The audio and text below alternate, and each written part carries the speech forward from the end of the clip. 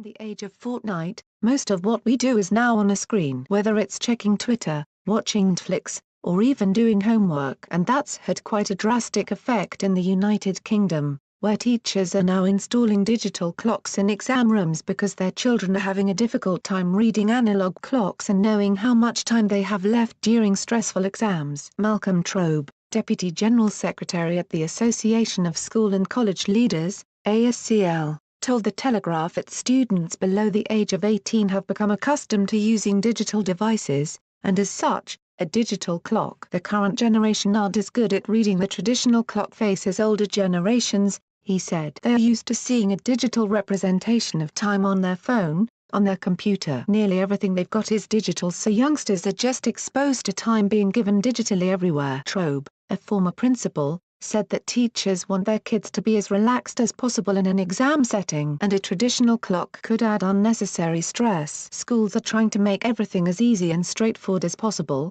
he added. You don't want them to put their hand up to ask how much time is left, Trobe explained. Schools will inevitably be doing their best to make young children feel as relaxed as they can be. There is actually a big advantage in using digital clocks in exam rooms because it is much less easy to mistake a time on a digital clock when you are working against time. Stephanie Keenan, head of English at Ruislip High School in northwest London, told The Telegraph that her school was one of many to switch their clocks. Cheryl Quine, a head of department at Cokermouth School and chair of the West Cumbria Network, said they did the same when some students couldn't read the exam room clock. Although reading clock faces is taught in school, Trobe said that many students still don't fully understand them by the time they reach high school. It may be a little sad if youngsters coming through aren't able to tell the time on clock faces, he said. One hopes that we will be teaching youngsters to read clocks, however we can see the benefit of digital clocks in exam rooms. In 2018, Sally Payne,